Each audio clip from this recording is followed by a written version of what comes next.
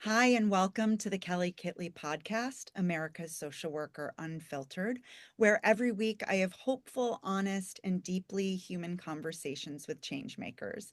And today I am so excited to have two of my favorite sheroes on, Mama Dawn Nickel, or Dr. Dawn, I should say, and Taryn Strong. They are the mother-daughter dynamic duo who co-founded She Recovers. And I am so happy that they said yes to talking with us today. So thank you so much for being here. Thank you for Thank having you for us. the invitation. Absolutely. So I'll just go ahead and talk a little bit about how I found you all as a woman in recovery. I was going to women's meetings through Alcoholics Anonymous, which I loved, and had stumbled across a Facebook post that somebody had shared of She Recovers and was like, immediately drawn. I felt like it was purposeful for me to find you all, and the women that I met just online and messaging and connecting with was life changing for me in my recovery. And I do just want to say a little blurb about what She Recovers is. You all believe that we are all recovering from something, and I do believe that as well. And She Recovers is a nonprofit movement, indeed, dedicated to redefining recovery, inspiring hope, ending stigma, empowering women in or seeking recovery to increase their recovery capital, heal themselves, and help other women do the same.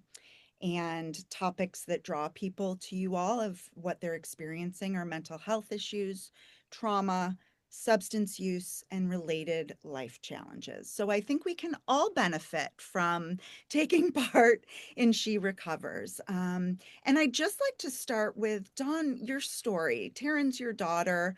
The two of you are both in long-term recovery. And, my mom is sober as well. And she told me that when she stopped drinking, I said, "How'd you do it?" And she said, "Well, I just went to church one day and I asked God to remove the obsession." And she didn't pick up a drink from that point on. So I do say people can get sober and work their own recovery program, whatever works for them. She's in long-term recovery. That did not work for me. I tried many times. So, Dawn, can you just tell us why you're here today, how you got here, and who you are? Sure, let me thank you so much, Kelly. And I guess, the easy story is that, like many of us, I grew up in a family where my parents really tried to do the best they could.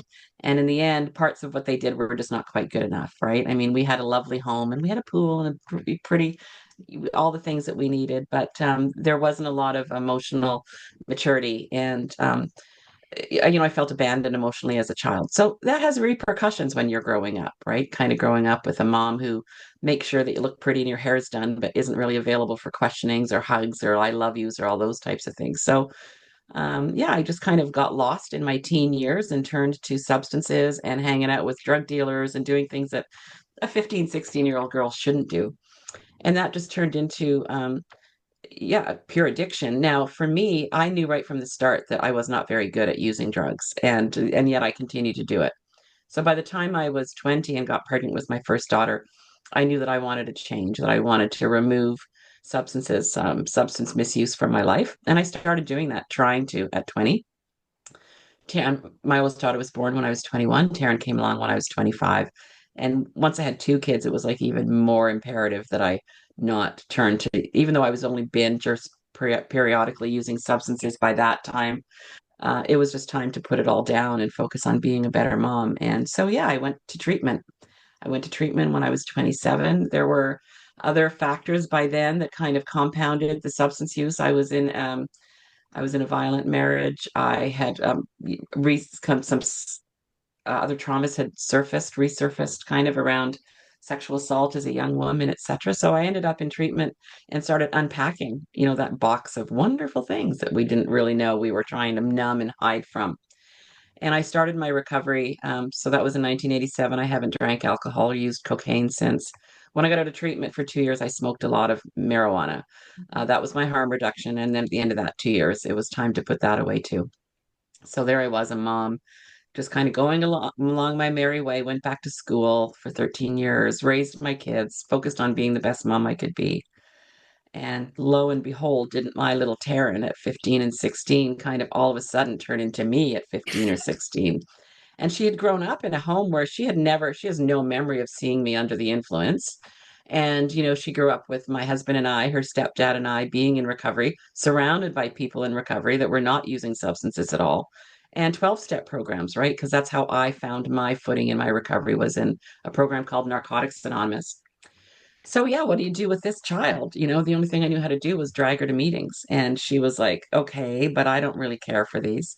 So she chose a different path. At that time, she just stopped using substances. And for about 3 or 4 years, and I won't go too much into her story, but fast forward to that was, whatever year that was, many years later in 2011, Taryn's doing her thing. She can fill in what she was doing. And I'm out of school, finished school, just, I lost my mom, I had cancer, I was working 3 different careers at the same time, and I hit the wall with workaholism. And so I was forced over a stress leave from my 3 working positions to really take a look at my life and have this real awareness that, wow, I'm as addicted to work as I was to substances. And although that was a surprise to me because work is something it's very difficult for people to, wrap their head around, like, but you're just really productive and you're successful. And why is this a bad thing? Well, it can be if it's having negative impacts on your life, such as substances might. So I just had to kind of look at what I wanted to do with my life. And part of what I wanted to do was get back to supporting women in recovery, whatever that looked like. And at that time, Taryn as well had taken some training and become involved in yoga, which she uses, she used back then. That was one of her primary kind of modalities for her own healing journey. So we just kind of, yeah, 2011, we thought, when I was on my stress leave, I was blogging, and at the end of the 4 months, I had to go back to work, and I knew I couldn't continue blogging. So Taryn suggested that I start a Facebook page that wouldn't be as intensive as blogging every day, and then she just started collaborating on it with me.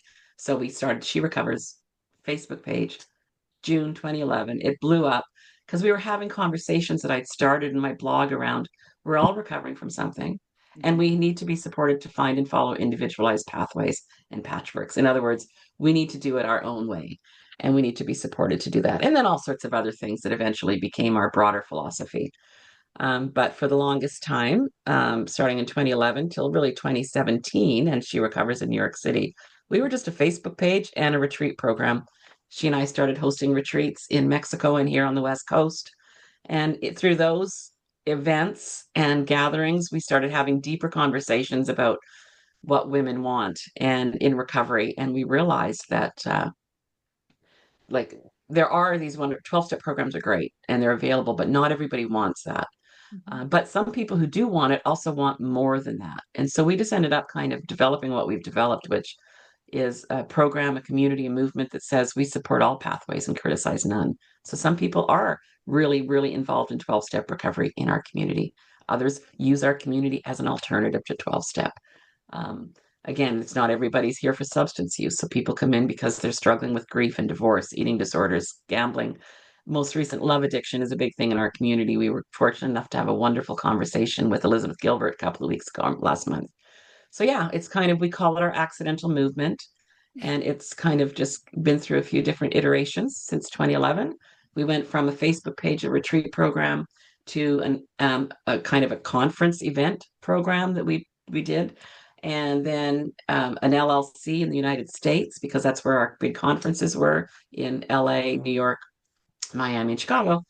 And then eventually we transitioned into a nonprofit in 2020. And now we're a nonprofit in both the US and as of 2022 in Canada. And we say we're one mission, 2 legal entities. So that's kind of the Coles Notes version of how we got to be here and sitting with you. And I know that you're familiar with the conferences because we've invited you to participate on the programs for them in the past. Absolutely. And I mean, I can't stop smiling. This accidental miracle, actually, that, I mean, people who are listening and watching the video, the work that you all do is so powerful. But then to meet you in person, I think Dawn, when met you in LA for the first time, I fell into your arms. I mean, I just want everybody wants a piece of both of you and what you share with the world. And Taryn, it was the same for you. And when I met you, it was just like this glowing light, and your yoga that you led us through was just, it cracked me open, similarly as the meditations and the women that I've connected with over the years all over the world has just been incredible. So, if you don't mind me asking, Dawn, how old are you? 65, And how many years have you been in recovery? 38. Thank you. Taryn, your turn. Yeah, amazing. One thing I want to add to Mom's spiel is she also wrote a book in all that time. Move Your Head, Mom. It's called She Recovers Every Day. The poster's behind her. There we go. Well, you're making my job 365 very easy, Taryn. Go meditations. ahead. There you go. It's a beautiful recovery resource. Yeah, so my story, I mean, obviously I was born in as I'm her daughter. And so I was born into parents who were in their addiction. And luckily, though, as my mom mentioned, she found her recovery when I was really young. So, I know I always share, but some of my earliest memories are of 12-step meetings and being in those church basements when you could smoke indoors. So, like, some of my earliest memories are being surrounded by cigarette smoke. But in the what I do remember so clearly is even as a really, really young girl, knowing I had no idea what they were talking about, right? Like the content, I don't know what they were saying, didn't, wasn't paying that much, wasn't paying attention. But I just had this feeling, kids are intuitive. These people are the real deal. These people are like truth tellers, and these are my people. So, like, from an early age, I always was just really knew, like, hey, these people that are hanging around my mom, they're cool. Mhm. And then when I became addicted to cocaine and crystal meth at the age of 16, Mhm. it it was very surprising because I was the kid who was the honor roll student, competitive dancer, honor roll student. Did I say that? Pianist. Like, I was an overachieving nerd. I Mhm. loved learning. I loved school. I loved my hobbies, my extracurriculars. And so when I became addicted quite quickly, I mean, I started drinking the day before my 13th birthday. And the first time I did drink, I did, like you, Mom, I know you've shared this before. I did black out Mhm. and, just thought that was normal. That was just a part of the process. Yeah, me too. Yeah. Fast forward from 13 to 16, and I was literally doing exactly what Mom did. I started dating the 17-year-old drug dealer, and I left home to be with him. And it was really less about him. It was the connection to the substances that he had, right? I obviously didn't have a job and couldn't support this lifestyle. But what I know to be true, I know that I'm sitting here talking to you today because my mother had her recovery and her recovery community. And because my mom was able to hold space for me when I was in my active addiction, hold space for herself, but also hold space for me. I mean, of course, there were boundaries. There was no enabling whatsoever. But I always knew because she made sure that I always knew, even when she couldn't find me, because I made sure she couldn't find me. She would make sure messages would get to me. I always knew, I love you, come home. So I always knew I was loved. I always knew I could go home. And I had so much shame because I was so surprised that this happened to me. And I just knew that going home, there wouldn't be extra shame, if that makes sense. So I did have, one of those moments that some of us have in recovery where it was like, okay, I had that moment of clarity. If I keep going down this path, I'm going to die. Like, I'm not a 16-year-old addicted to crystal meth who is living with drug dealers. Like, you don't make it out of that typically. Yeah. So I knew I could go home, and I did. Right. And I went home. And so I'm 40. So the math would be 24 years ago. And like Mom said, what we had back then were 12-step meetings and therapy, right? Like, if somebody was on a healing journey or a sobriety journey, those were the options. Yeah. And although I was somebody who loved 12 steps, people that were my parents' sponsees and sponsors were my family. When it was me being there as a participant, I never felt like I belonged. I mean, everybody was so welcoming. Everybody wanted me there, but it was just I looked around and nobody else was my age, talking about trying to get off drugs and alcohol. Sure. So I just never felt like I belonged. It just it wasn't my thing. Therapy was though. So I had a few, drug therapist, a family therapist. So I did that. And what I also had was I had people, such as my mother, who allowed me the space to find and follow the individualized pathways and patchworks of recovery that worked for me. So for me, another kind of big moment in my recovery was when I discovered yoga. And how I felt after that 1 hour of a yoga practice was clearly very life-changing. And it was so healing and so transformative. And I realized, oh yeah, my entire life I've been a dancer. Being in my body is so healing for me. And I used my coping mechanisms. Like I was so disconnected from my body, we numb out. So to be able to be back in my body and start healing that, like befriending my body again, it's also as somebody in recovery from disordered eating, and body image stuff and all that stuff that I think was actually probably a part of being a competitive dancer. It was just so healing. And what I also saw was I was so curious as to why not everybody was seeing this connection, this important link between when we're on a healing journey, we have to also include the body. Now, remember, this was a long time ago. Luckily, it's an entire new landscape out there. Somatics, right? Like Mhm. body-based embodiment practices are the thing right now, which I'm so excited about because it was such a missing link for so long, right? 12 steps is so great at the spirit and the mind. Therapy is so great at the mind, but we missed the body. So long story short, I really dedicated myself to wanting to share yoga with people in recovery. So I took my yoga teacher training. My first teaching job was volunteering at a detox facility, and it was amazing. And fast forward to today. So I actually did. So then in my 20s, I should rewind a little bit. I started drinking again. But I was binging sometimes. It was like I could take it or leave it with my drinking. And what happened looking back on it, I'm able to see that when my mom had cancer when I was 20, we thought we were going to lose her. And that's how I started coping with, my sister and I started becoming drinking buddies, really. But we were just drinking, like just binging sometimes. And the story I was telling myself was, this is just what people do when they're 20. Mhm. And I'm not using cocaine or crystal meth. This is totally fine. So I'm comparing myself to 17-year-old Taryn. I'm just thinking that I'm doing what people do. So, I had periods of, I would take it or leave it. I would binge and then I would not. But then there was a period where the cocaine appeared in one of those drinking nights. And it wasn't daily use at all. And it was a quick blip, but I did start using cocaine again, binging. She recovers already started by this point, Kelley. Keep this in mind, okay? So I'm now going through spurts of binging on drugs and alcohol. Meanwhile, stewarding She Recovers with my mom. And this is my secret, obviously. I'm living this double life. Mhm. And the shame Mhm. was so, I mean, obviously, like sometimes I can touch it again.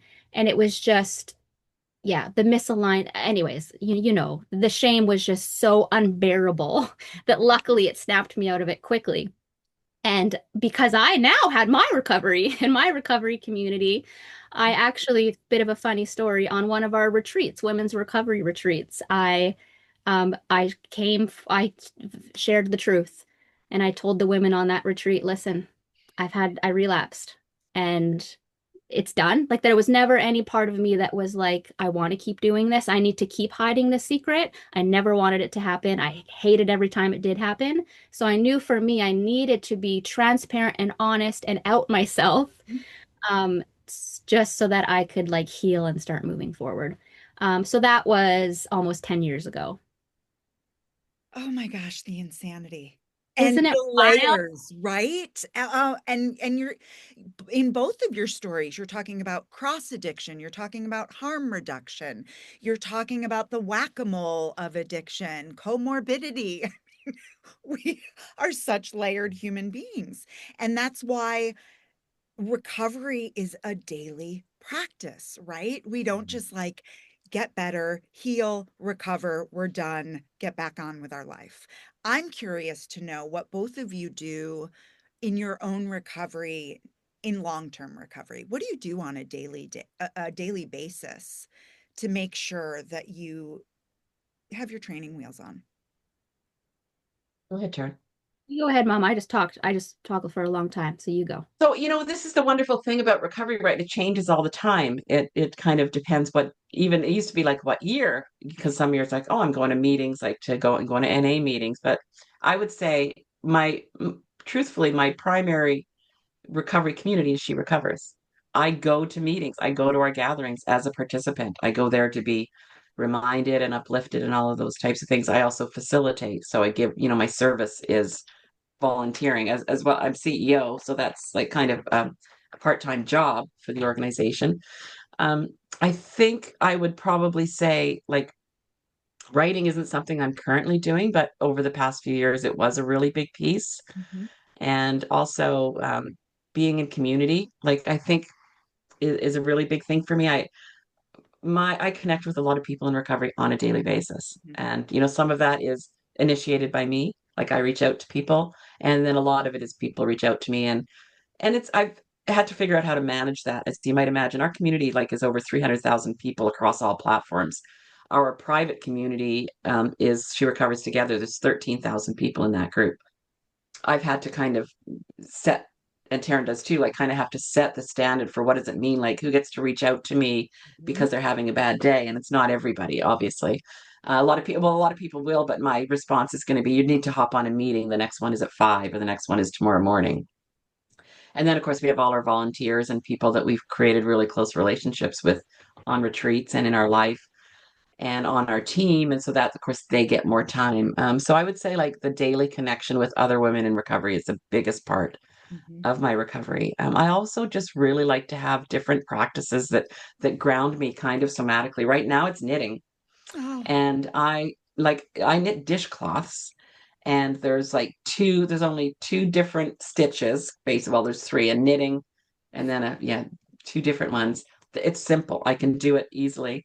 One of my friends who knits is a real like a real knitter, mhm. told me that I actually had to get past the dishcloths and I had to do a shawl. And so we went out and we got the shawl and it was too much. And I'm like, no, you make this shawl. I'm going back to my dishcloths. So right now it's very much about my dishcloths. I do have a prayer practice and I identify as somebody who was raised in the Catholic Church, who's not a practicing Catholic, but I still am, I still have some remnants of Catholicism. So I have a higher power, for instance, that is kind of the feminine divine, Mary, I call her. Mhm. So I have a morning and evening kind of prayer practice. Like in the morning, it's just guide me, help me out, remind me what I'm supposed to be doing today. And then in the evening, kind of thanks and also like remind me what I would like to do better tomorrow. Um, my prayer, I think, the prayer that I probably practice the most is related to She Recovers, and that is please, please, higher power, Mary, whatever, let the women who need us find us and let us find the women we need. Mhm. So, as a nonprofit, that basically means we want everybody who's inner seeking recovery to find us. But in order to continue to offer everything that we offer as a nonprofit, we need some of those millionaire women to drop out of the sky and Sure. write us some checks. Mhm. So We're that prayer, listening. and so these people show up. These people show up as people who give us an opportunity to share Mhm. about what we're doing. Members of our community who all of a sudden at year end say, "Oh, by the way, my family has a foundation. Here's a little bit of money." Or, we have all these different, or like I'm going to become a monthly donor, and all of these different things. So I would say prayer, and I'm not a meditator. I try to meditate.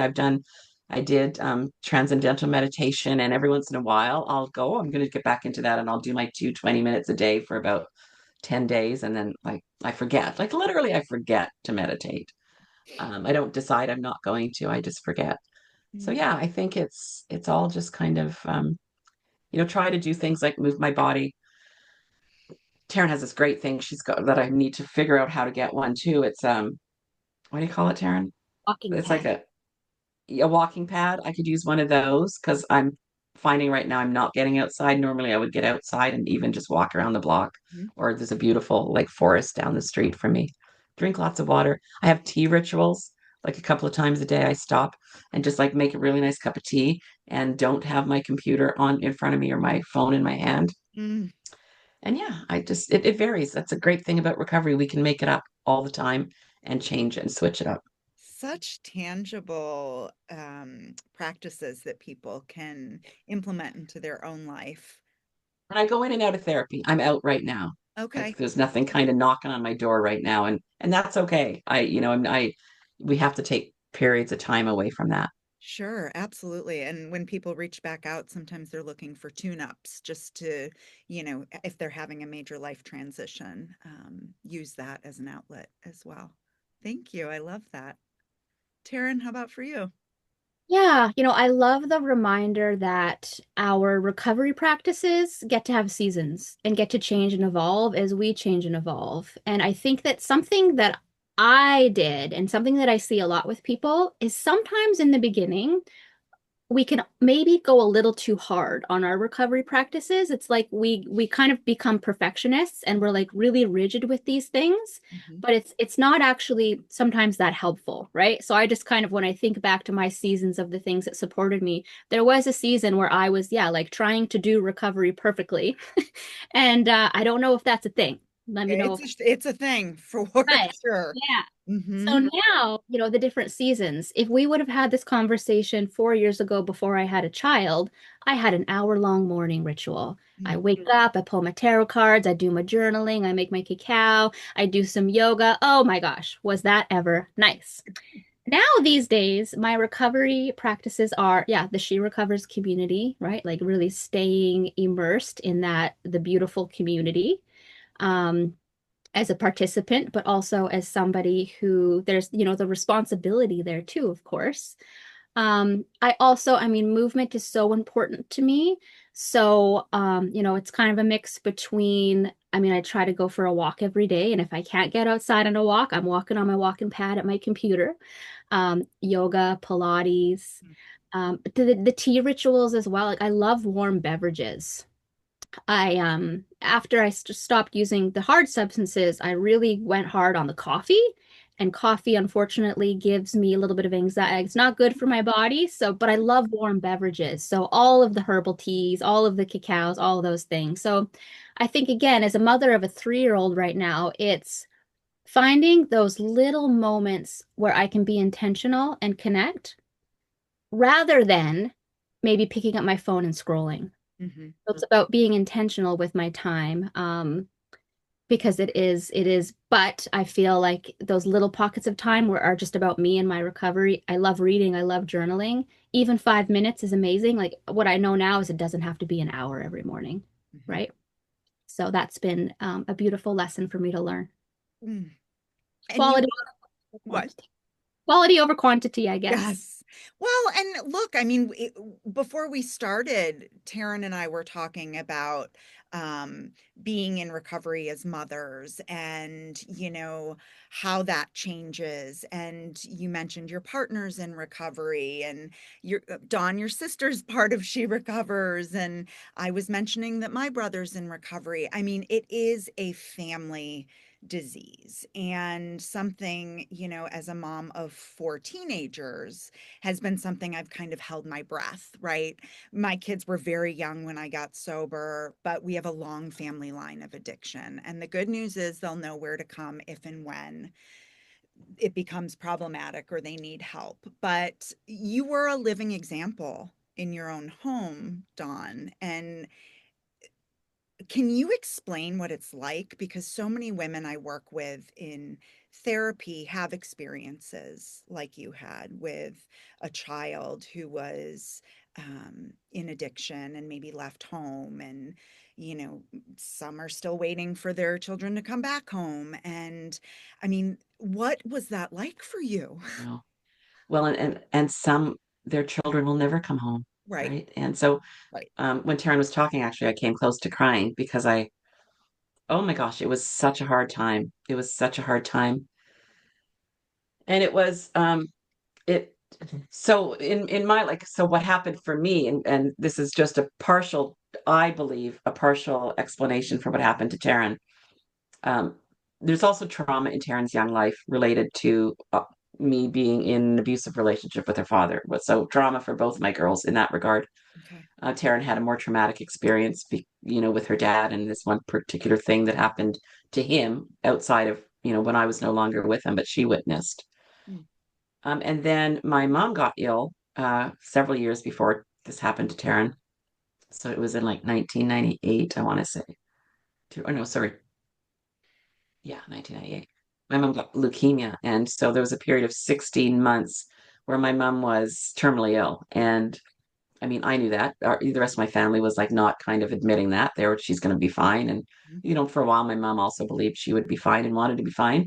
But I'm a researcher, and I'd been in the health library, and I knew that no matter what, this was not going to end with her being alive in a couple of years. And so my MO at that time, because I'd only developed a relationship with this woman in recovery, and it hadn't even been that I'd been in recovery for years, but it kind of been just a few years before she got sick that we really established. After me sitting her down and saying, "I want to talk about some things," Mm. which I'd never known that I could do before, and then once I had kind of the almost the audacity to sit down and have these conversations with her, she was open to having them. And so we just got really close really quickly. And then, oh, she's diagnosed and she's going to die. And my response was, I had these two daughters at home. One was perfect. This was Taryn. The other one was not perfect. She was a little bit of a scallywag. And, she got in trouble on field trips to Disneyland. And she was a scallywag. But she wasn't danger, like putting herself in any danger. But I'm kind of like, my mom lived an hour and a half away. And my husband is home, their stepdad, and he's got a business that he's running. So he's not really available either, but they're fine. I'm just going to my mom's house. I'm going to go to my mom's house. I'm going to spend time with her. I'm going to take her for treatments. I'm going to go back. My dad's in denial. I want to make sure I'm there because if she goes into some sort of like a platelet dip, he's just going to go, "Oh, you're fine. Don't worry about it." And she could be dead in an hour. So I just like everything else was fine. And I just went to take care of my mom. And that was the period of time where Taryn started really kind of getting into trouble. And I wasn't seeing it because I was so mom focused. And also, like, I just didn't have, yeah, I mean, she was such a good masker, like, Mhm. incredible masker. Mhm. So by the time we went away, I think my husband and I went away for our anniversary and came back, and my next door neighbor, I think, Taryn, am I telling this story right? Kind of said, "Hey, by the way, Taryn got in trouble and got dragged down to the principal's office for doing cocaine." And I'm like, "Oh my God, what are you saying?" Went to the school, spoke with the dude, and he said, "Yeah, yeah, but no, don't worry about it. We brought her in here. We had a long talk with her, and we're pretty certain now she was not doing any drugs. It was these other kids." And I was like, "Thank God, I knew it couldn't be her." And again, just carried on my little way. By this time, my mom had passed away, and I'm no longer, my mom isn't the focus of my daily life. My grief is. So Mhm. I've got like another year of like, can't do this.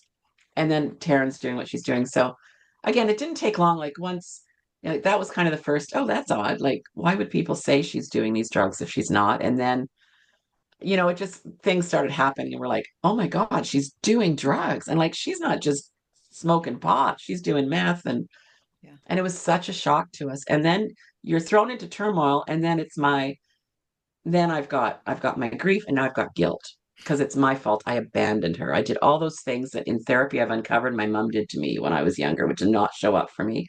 Oh. And then it's my fault, and I feel guilty because of the violence and what she witnessed, and all of and how messed up I was at certain times. So it's like you're trying to deal with this. And so all I knew to do was to go to a therapist right away, and a great therapist who ended up being our family therapist for a while. And so this is my message, that the most empowering message, the most profound message for me was when I went in and sat down in front of a therapist and started crying because of what my daughter was doing and how stressed out I was. I'm grieving. I just got over this and now this and this. And it was just all about me because I didn't know how else for it to be. And that therapist just looked at me and said, "You're not going to want to hear this, but it doesn't matter what's going on for you right now. Your kid's life is in danger. And so you need to put aside what you need to recover from, or you're, like she said, we're in crisis here. And it's got to, and the message to her, who already feels terrible, is, the message, and we had to keep repeating it, was like, we love you too much to let you do this to yourself. We love you too much to let you do this to yourself. We love you too much to let this do you. So none of it was about, don't do this to me. Stop doing this to me. I can't handle this. Look what you're doing to our family. Mm. It was just, we love you too much to watch this. When we love you too much for this to happen. Mm. And so for us, like, we just took advice, right? And it was hard because we'd never faced this. When I was 16 and doing what she was, I ran away to the Yukon. My mom never even saw the mess that I got into. And so Taryn smoked at the time, and she was addicted to chocolate milk. And that therapist basically just said, go home, lock her in her bedroom. She's going to be in withdrawal. Give her all the chocolate milk she wants and let her smoke in her room. And I was like, I'm not letting her smoke in my room. And the therapist was like, yeah, you are. And she said, now one of two things is going to happen. Taryn's either going to, go down and like rail against this Mhm. and scream and yell and break things and throw things, but stay there, or she's going to climb out the window and run away. And do you know, for the most part, she just stayed in her room and screamed and yelled, like all like swore, and we love you. We love you. What can I do? How's your chocolate milk? Do you need some more chocolate milk? Need more I cigarettes? think we even bought her cigarettes. Like, it Did. was felt so awful. And then once she started feeling better, and we just had really firm boundaries. Like, we love you too much to let you do this to yourself. And when we start letting you out of your room, like I was driving her to school and then picking her up. The first time we get, like, as we start giving you a little bit of freedom, here's what you need to understand. If you see this person again, if you use any drugs, and she was being drug tested, Mhm. um, we're taking you out of this town where we live, and you've been going to school since kindergarten, and you're looking at next year graduating with your cohort. And we're sending you to Red Deer with your dad, who by this time was no longer using drugs. Mhm. But like, it was the worst punishment of her life to be taken out of her social circle and sent to live with her dad. And so maybe one of the first times, I'm sure she got away with a little bit, but not much. We let her out. She was going to go to an after party for the play that they'd been at high school. And yeah, sure enough, she went running into town to see this boy. The next door neighbor kid, who wasn't even a close friend of Taryn's, squealed on her right away. Like, she had a group of friends who were like so concerned about her that they were like my informants. Uh-huh. So yeah, she came home. We packed her up and drove her, like, her dad picked her up the next day. And I have to say, there's, in terms of like moments where my heart has been breaking.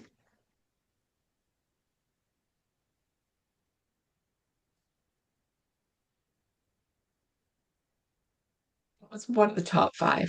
Like, for her to send her away, and she didn't go easily either.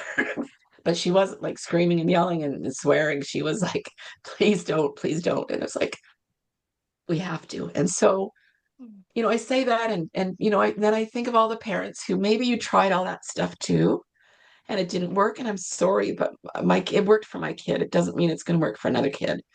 Like, if she'd kept running away, like if she just had this innate sense, and Darren, I'm speaking for you, and I shouldn't, but of knowing that, I come from a family where I'm not going to be good at this thing called addiction.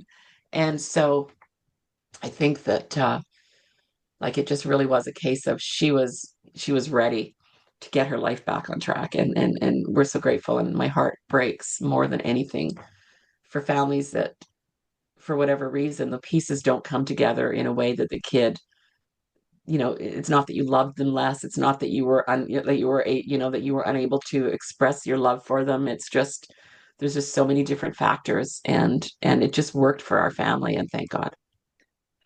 And when did you let her come home? Yeah, so the deal was, so this was, April. early spring of grade 11, and the deal was I was constantly drug tested, and if I stayed drug free, I could go back home for grade 12 to graduate with my friends who were so dear to me, of course. As a teenage girl, they're so important. So I did go to my dad's house, and I finished grade 11 through correspondence, like through, I just kind of homeschooled myself, Mhm. and finished, and eventually got a job there. And, I wanted recovery. I got to that point where I did want recovery. And I think that one of the things was I was somebody who I was so lucky. I had examples of what recovery looked like my entire life. Yeah. Right. And I knew, yeah, I know, okay, this is what I heard the stories all my life of what addiction does to our family. And I also was able to see the life that my mom created. I was able to see all of these examples of like recovery too.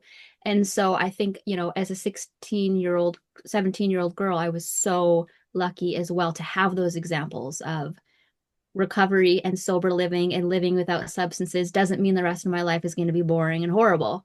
Like, Mhm. it actually, recovery, like I knew as a young girl, these are cool people. This is a cool life. And I think that was really important. But yeah, and for me, honestly, it was the taking me.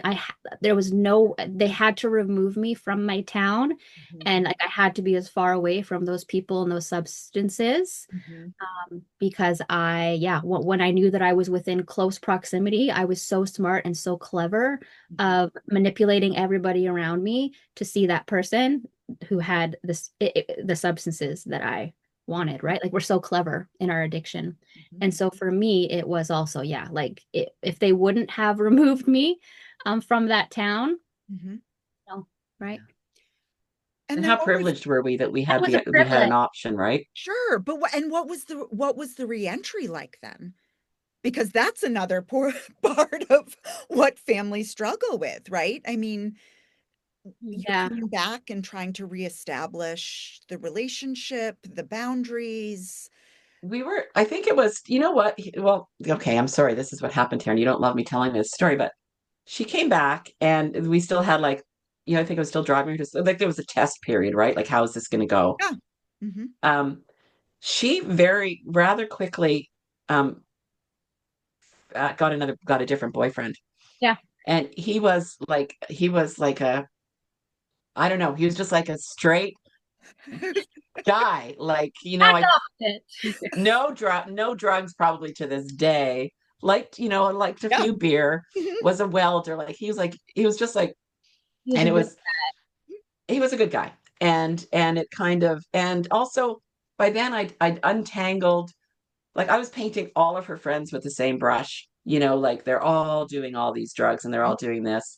And, come to find out, as you Americans like to say, that's such a cool term that we don't really use, but come to find out, um, a lot of them actually weren't. And they were trying to, kind of take care of Taryn and do other things. And some of them were using drugs and then they just stopped. Like they weren't using them, so like their life wasn't imploding and then they stopped. So we just kind of went into the back to school. She, again, we had this thing like your marks have to stay high. You have to, and then, as we went along, kind of eventually like, okay, things seem okay. Maybe you can get a job. And Hmm. it just kind of like we were just kind of testing the waters again. But she was so motivated to want to graduate with everybody, that she just did the work. Like she did the work. Hmm. And I think because we had our family therapist too, that was a super supportive and helpful bridge for kind of re-entry and Hmm. yeah, how what do we do here? What do we do now? Well, and you both are so humble, but you have to tell me there are moments that you look at each other and you're like, Oh, look at this life we live and this and what we built. I mean, I have the chills. When you both were speaking about your rituals, um, I recommend your retreats all the time. They're usually sold out, but to go and do all of those things for a week in Mexico or, up in Maine or in Canada, like to drink tea with other women, to share stories, to do yoga, to meditate, to journal, I mean, it is the best gift you can give yourself, to dance all around. You know, you all saved me during the pandemic with all the online offerings. And I know that was usual for all of you, but I was so used to doing in person here in Chicago, that that was It was really. not like we just started online in 2020. Did you really? Yes, we our first Zoom support meeting was March 17th, 2020. The next day we did two, and we've done two a day every day since, except for one meeting we missed when we were all in Chicago. So that was new to us. We Oh, had one, we'd started in January 2020 okay. with in the rooms. So like an early Sunday morning in the rooms, but the virtual thing was all brand new to us too. Yeah, we were only kind of the Facebook group and then the in-person events, retreats, and workshops. And then when the pandemic happened, we were like, well, okay, we Oh, can't be in person anymore. And so we started offering the Zoom. Yeah. And thank goodness. right. Yeah. I will tell you, Kelley, it's interesting because like we did She Recovers in New York City, right? And like Glennon Doyle and Elizabeth Vargas, Mm-hmm. Gabriel Bernstein, Mm-hmm. and Who was the fourth? Gabriel, Lennon Elizabeth Vargas, and Gabriel Bernstein, Glennon, oh, Marianne Williamson Oh, right. mm-hmm. were our keynotes, right? And that was like I remember walking into the room Friday night in the ballroom at the Conrad Hotel in down like Lower Manhattan, going, what is this? There's 500 people here. What is this? But we were in such shock over that. And also financially, it was like a disaster for Taryn and I. So, like, that was a traumatic experience that also was like very promising. And oh, this thing could be good, but holy schmack, there's a lot of stuff going on. But I will tell you, the moment where I was like, wow, was it the first night or the second? I don't remember. Taryn and I, maybe it was the second night because it was a Saturday. We launched the She Recovers Foundation kind of. Remember the gala? Mm-hmm. LA. And we were and so we're in the ballroom of the Beverly Hilton Hotel where like I mean the Golden Globes are like my I was thing. I there. love It the was Golden Globe, right? We're amazing. all dressed up, we're all beautiful. And Amy Dresner was talked and then like and then we give this, it's so funny actually because I have the smaller one. We give our first legacy award to Betty Ford. We ordered the legacy award for Betty Ford and they gave us this mini one. And so like at the last moment in LA, we had to order the big one. And Betty Ford's daughter is on the stage accepting it. And we're all dressed up and we're talking about, She Recovers as this, but what we really want to do is reach more women. And we think that this is 2018, in order to do that, we need to have a nonprofit, which we'd applied for. Mm-hmm. And it's like, it's not until 2 years later, April 6th, 3 weeks after we start the online gatherings, COVID's happening. We've postponed She Recovers in Miami. We've canceled 10 retreats, six in person workshops. Like all of our revenues depended on in person things. Sure. And we get this letter from the IRS saying you're approved as a charity. And we can go, okay, if you guys want us to continue doing what we're doing, we need donations like Mm-hmm. immediately. Mm-hmm. So again, this higher power thing that I happen to believe in, it's just kind of amazing how that happened. But so the moment for me where I was like, we've really done something Yeah. here. And again, so it's Taryn and I standing up there, and there's a picture of her crying. Like I love that picture of her crying standing beside me. So we couldn't do anything but cry. Watching her, the yoga class that she did there, and then the one that she did in Miami. Like all of these things, like we do kind of get hit with the what on earth has happened here, Mm-hmm. but also it's been a co-creation from day one. It's been like yeah, we all the time. It's like even like on our gatherings right now, people are like, thank you so much for creating this, and I'm like, I have nothing to do with the schedule or the fact that we've got 250 volunteers that make this happen. Like we don't. This is not us doing this. This is all of you. So I guess what we think, or what I'll say, speak for myself, like in terms of what we started was it was its time. It was its time, and also there's so much more work to be done, right? I mean, we've been working for years on diversity. The first night that we walked into, like, stood in that ballroom in New York City, Taryn and I went upstairs to our room and looked at each other and went like, everybody's white. Yeah. Like we didn't know. We Mhm. knew that this online community, our Facebook page that had been around since 2011, that all these people that were signing up were coming. Mhm. We didn't know kind of what that we knew that we were attracting a demographic that had resources because you needed to pay for the ticket, etc. Sure. But so we've worked on things like diversity and anti-race. All our, our volunteers have to do anti-racism training, and so the diversity is happening slowly but surely, and we're committed to that. So Mhm. that's a lot, I guess, Taryn. I don't know what you would say about kind of the moments where every retreat, we end Yeah. up sitting going like, how is this our life? Every single one. Yeah, it is definitely, like we did say, it is an accidental movement. It's been organic, it has been a co-creation, and it's been a journey where the perfect person has always come along at the exact divine moment that we needed, like the higher power stuff, right? So, and the timing things. And it was like, Annie introducing us to Peyton at the exact time that we needed Peyton to take us to the next level. And it's also, it's been things that we can't make Yara. this. It's been Dara. It's been very just it feels like She Recovers has its own spirit, and we're just co-creating with the community and the spirit. And yeah, there's so many moments. Mhm. I mean, I feel like pinch me every day that this is our life. And yeah, the moments where it really feels real is when we get to be in person with our community, on Mhm. streets or whatnot. And online is amazing, obviously, life saving. Sure, sure, sure.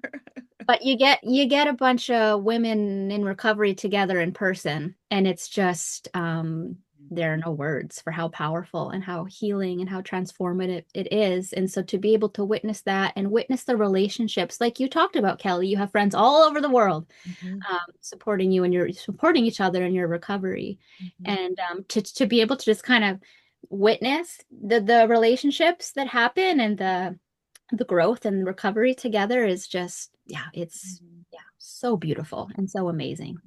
Thanks for Yeah. that, Taryn, because I want to say the same thing, building on what you said earlier, Kelley. It's just when we see pictures of people sharing a picture, like I just met this person that I've known for 4 years in person for the Yes. first time. Oh.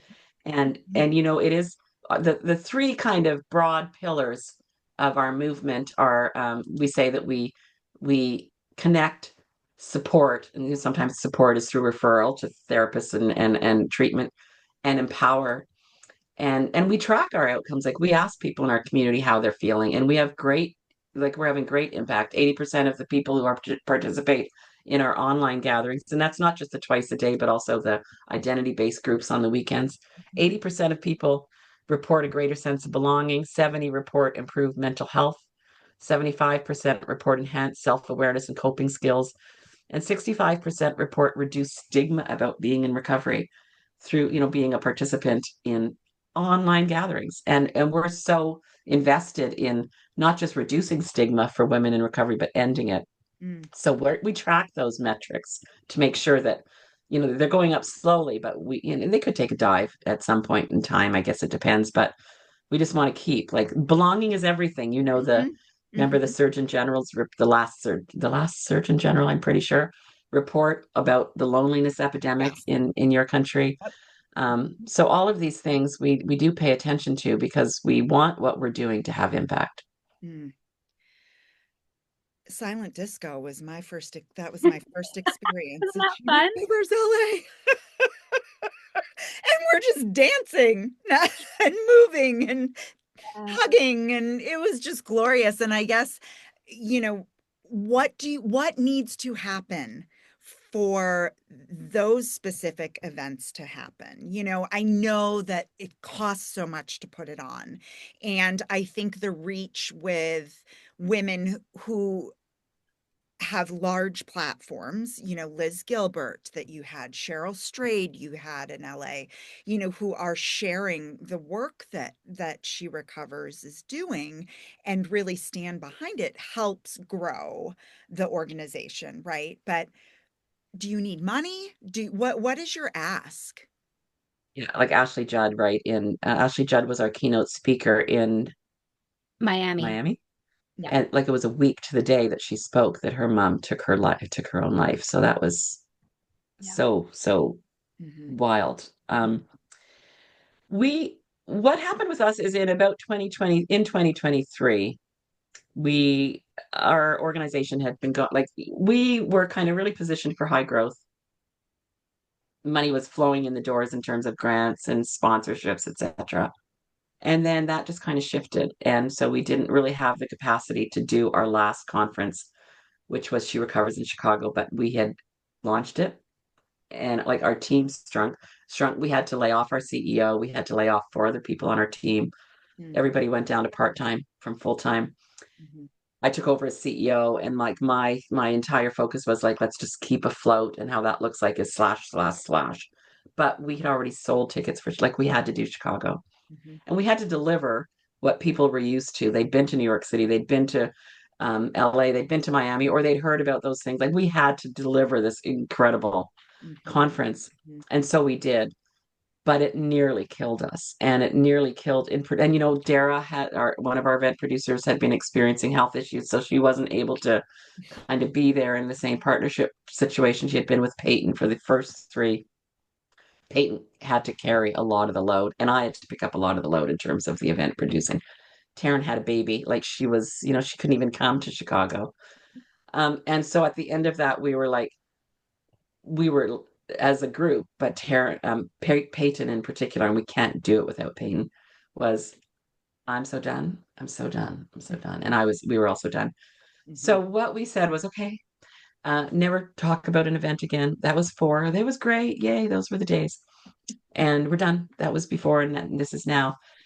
And it was so traumatic that literally it wasn't until I want to say 2 weeks ago that I was in a conversation with Peyton, and I was kind of like, so like, what about maybe like what if we did it like in Canada or something? And she was like, she did not say, no, absolutely not. Previous to that, I said, like, as soon as we get $1 million donation and we can pay everybody to be full time again, Mhm. we'll do it. Now it's like, I don't know. I guess we're kind of in that ideation, like, is there something we can do in 2027 without having the $1 million, without having everybody full time? Um, what does that look like? And one of the things is we do have a new board member who may, in our view, it'd be great for her to transition into a team role maybe later next year, Sure. who would, I think, be able to help us Mhm. do what we need to do. She has all the greatest connections in the world in the treatment. Like we could maybe do something in I know 2027, who you're but talking we haven't about. had a discussion at the board level or the team Uh-huh. level. Mhm. We've got a lot. 2026 is already booked with all sorts of different things, relaunching the podcast, turning the Yes, yoga that's membership fun. into the embodiment studio. Um, Mhm. Mhm. we've also got the Canadian Foundation now kind of inching along. So I Mm. guess what I think we're able to say is we've started thinking again about how do we do that? How do we do number 5? Mhm. And I don't know. The question is, can we? And the answer is, let's just do what we've done in the last 2 years, which is stay right sized, Okay. take on things only when we recognize Mhm. the impact it's going to have on our already, like, some months, like right now as we head into year end giving. Mhm. Like our Mhm. marketing team was working till midnight last night, so they basically just at the end of Monday done all the hours they're paid to do by the end of Monday. Sure. And yet there's more work to do this week, and they're taking that on, right? And so then they have to bank hours. So we're almost always kind of in a deficit position in terms of what people are working, and they're also committed and brilliant. But we can't then say, oh, and we're going to have a conference, Mm. because the conference is a backbreaker from the day we make the decision to do Sure. it. Okay. The ask is money, the Sure. donations, Mhm. partnerships, Mhm. sponsorships, so Mhm. that we can get our team to full time, add, hire more people, Mhm. be able to deliver it, right? Yeah. Yeah. Well, I think I know the board member you're talking about, and I would be hugely in support of that and can help voluntarily any way that I can because it Mhm. it is simply magical. And I did want to plug your book before we wrap too, Dawn, because Hazelton published it. And they are meditations for every day of the year. And that became one of my recovery rituals, was sitting down with my coffee in the morning and my journal and reading um, the passage for the day. And that is such a gift too, Thank that you you. Yeah. brought into And the they invited me to write that book, which was, I think, really cool because they're, as a traditional kind of 12-step hmm focused over the years that because they were our sponsors for our symposiums that we did before the conferences, etc. And they've just evolved evolved into this, like, we can't just kind of separate out substance use over here. There's co-occurring, and then there's all these other things, right? So, kudos to them. They're pretty. So again, in terms of the conference, it'd be like we maybe shut things down, and maybe Hazelden is ready to do them again. We've got some other partners who have expressed interest in some of these things, but some more to come on that for sure. Wow. Well, your faith in the way that it happens is tremendous.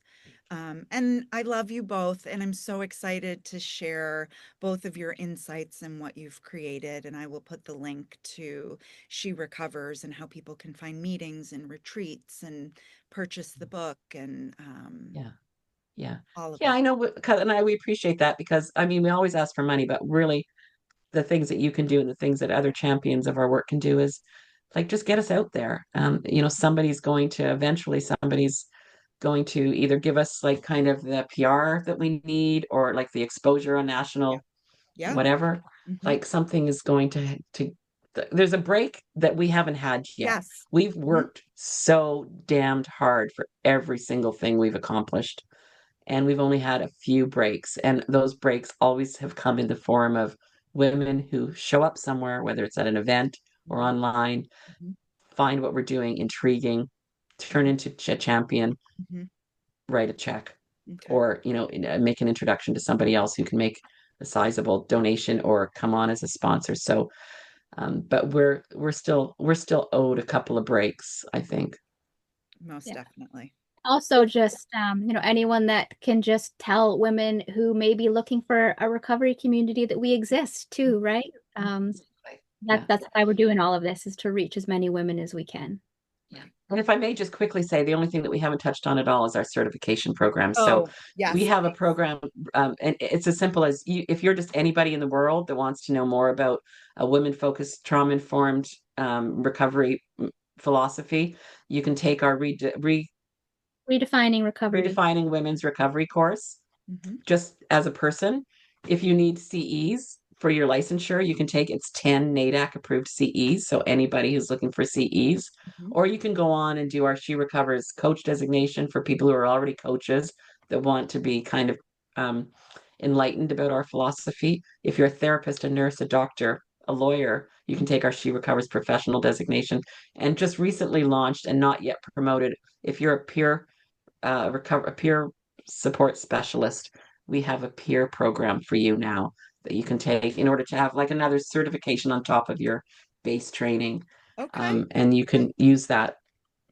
I mean, I think it's a self-development, personal development, professional development, and Mhm. also a way to just enhance and inform your own recovery. Mm. And Taryn, are you still doing trauma-informed yoga trainings?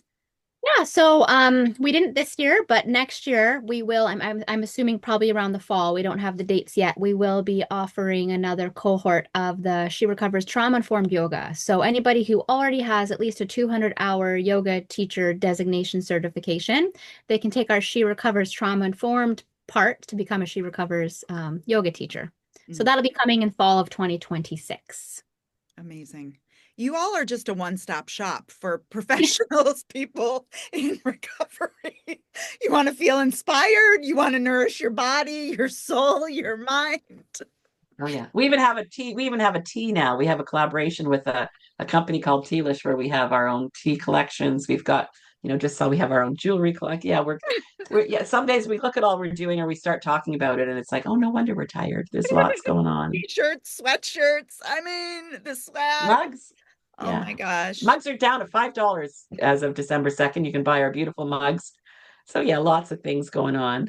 Oh, amazing. Thank you both so much. Thank you to everybody who listened. A gentle Yeah. reminder to tap into your passion and be the change that you wish to see in the world. Have a great day.